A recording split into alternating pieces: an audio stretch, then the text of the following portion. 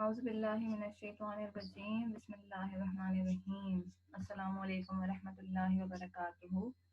कैसे हैं आप सब लोग? ठीक ठाक हैं? आज हम शुरू करने जा रहे हैं अपना लेक्चर नंबर 10 और आज हम शुरू करेंगे अपना एक नया चैप्टर, किसान और बादशाह। इससे पहले हम 3 चैप्टर्स अपने कंप्लीट कर चुके हैं, हमद, नात और आमना और नीली मछली। आज हमारा चौथा सबक शुरू होने जा रहा है।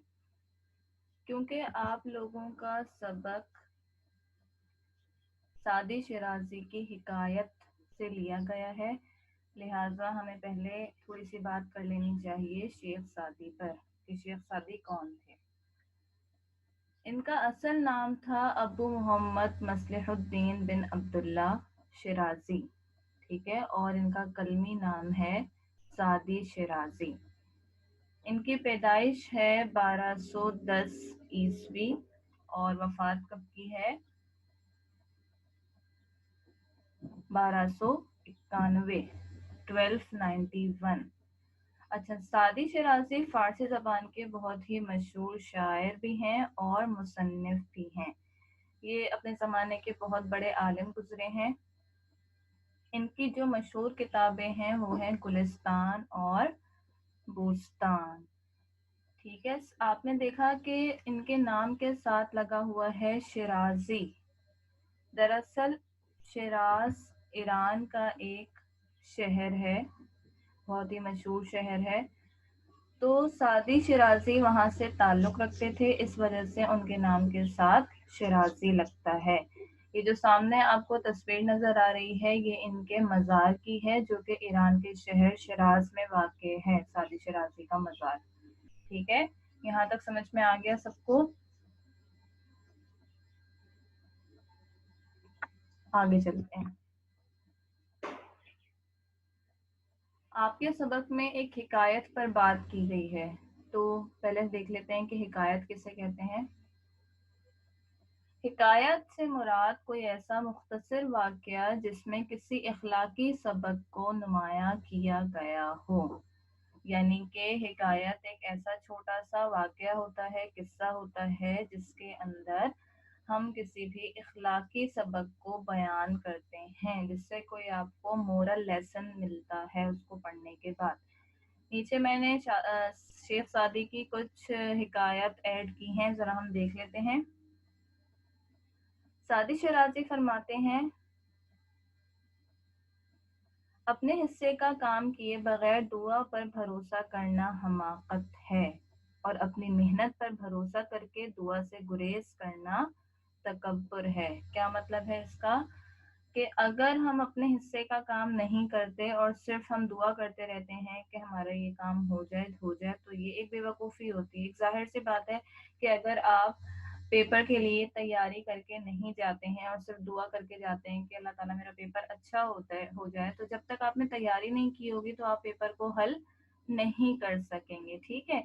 और अगर इसी तरीके से सिर्फ आप मेहनत करके चले जाएं, आपने बहुत मेहनत कर ली है, बहुत अच्छा पढ़ लिया है, सब कुछ याद कर लिया है, लेकिन आपने दुआ नहीं मांगी अल्लाह ताला से कि अल्लाह ताला मैंने जो कुछ याद किया है वो मुझे याद रहे और अच्छे तरीके से मैं लिख सकूं, तो क्या होगा कि हो सकता है कि आप जब पेपर देने के लिए बैठें तो आप सब कुछ याद किया हुआ भूल जाएं। तो ये एक हमें सबक मिलता है इनकी हिकायत से कि जब भी इंसान कोई काम करे तो अब सिर्फ अपनी मेहनत पर भरोसा नहीं करे, बल्कि अल्लाह ताला से उसको उस काम के होने की दुआ भी मांगे। और अगर आप सिर्फ दुआ मांग लेते हैं और अपनी मेहनत नहीं करते तो ये भी बात दुरुस्त नहीं है, ठीक है। दूसरी हिकायत देखिए, अपने इखलाक को फूल जैसा बना लो और कुछ नहीं तो पास बैठने वाला खुशबू तो हासिल करे। क्या मतलब है कि इंसान का इखलाक इतना अच्छा होना चाहिए कि अगर कोई आपके साथ वक्त गुजारता है, आपके साथ बैठता है, तो वो आपसे मुतासिर जरूर हो। ऐसा ना हो कि वो आप, अगर आपका इखलाक अच्छा नहीं होगा तो क्या होगा, बाद में लोग आपकी कंपनी को अच्छा महसूस नहीं करेंगे या आपके साथ बैठना पसंद नहीं करेंगे। लेकिन अगर आपका इखलाक अच्छा होगा तो हर कोई आपके साथ बैठना भी पसंद करेगा और आपसे दोस्ती करना भी चाहेगा। तीसरी हिकायत है इसकी, इससे तो खामोशी बेहतर है कि किसी को दिल की बात कहकर फिर इसको कहा जाए कि किसी को ना कहना। ये बहुत ही ज़बरदस्त बात है कि अगर आपने किसी को कोई बात बतानी है और साथ में ये भी कहना है कि मैं तो तुमसे ये बात शेयर कर रही हूँ लेकिन तुम आगे किसी को नहीं बताना। अब ये ज़ाहिर सी बात है कि जब आपके पेट में वो बात नहीं रुकी तो किसी दूसरे बंदे के पेट में कैसे रुकेगी। लिहाजा इससे बेहतर है कि आप किसी को ये कहकर बात बताएं कि तुम ये बात किसी को मत बताना, उस बात पर खामोशी इख्तियार की जाए और उस बात को अपने तक ही रखा जाए। अब देखिए ये छोटी छोटी सी हिकायतें हैं जिनके अंदर एक बहुत ही जबरदस्त सबक छुपा हुआ है। तो ऐसी ही चीज को, ऐसे ही छोटे से वाक्य को क्या कहते हैं, हिकायत कहते हैं। ठीक है, चलिए अब हम चलते हैं अपने सबक की तरफ। हमारा सबक है किसान और बादशाह। पहले हम इसके खास अल्फाज देख लेते हैं। तन्हा, गुस्ताखी, कान भरना, रायगा और अखस। शेख सादी ने जिंदगी का ज्यादातर हिस्सा इल्म हासिल करने और सैरो सयाहत में गुजारा। गुलिस्तान और बुस्तान उनकी मशहूर किताबें हैं।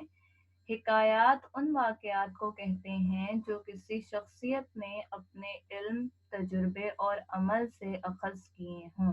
हिकायात से लोग दानाई की बातें सीखते हैं। क्या कह रहे हैं इस पैराग्राफ में कि जो शेख सादी थे उन्होंने अपनी ज़िंदगी का ज़्यादातर हिस्सा इल्म हासिल करने में गुजारा था और घूमने फिरने में, सैरो सयाहत में, यानी कि उन्होंने बहुत से मुल्कों की सैर की हुई थी।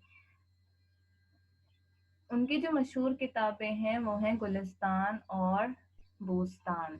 अभी मैंने आपको समझाया कि हिकायत किसी ऐसे वाक़े को कहते हैं जिसके अंदर कोई इखलाकी सबक दिया गया हो, और वो ऐसे वाक़यात होते हैं जो किसी भी अच्छी मतलब पढ़ी लिखी इल्मी शख्सियत ने अपने इल्म, तजुर्बे और अमल से अखज़ किए हों। जैसे कि शेख सादी की जो हिकायात हैं वो बहुत ज़्यादा मशहूर हैं क्योंकि उन्होंने अपने इल्म, तजुर्बे से उस चीज़ को सीखा है और फिर उसको हिकायत की शक्ल दे दी है।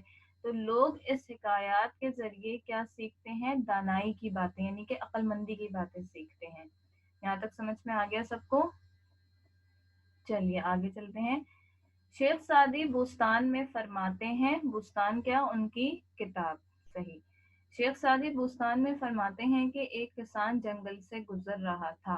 शायद बारिश की वजह से पूरे जंगल में बहुत कीचड़ थी। जंगल से गुजरते हुए किसान का गधा कीचड़ में फंस गया। उसने गधे को कीचड़ से निकालने की तन तनहा बहुत कोशिश की मगर सब रायगा गया।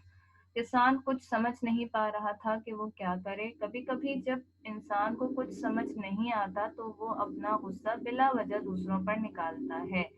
इसी तरह सारी रात किसान परेशानी के आलम में सब जानने वालों को बुरा भला कहता रहा।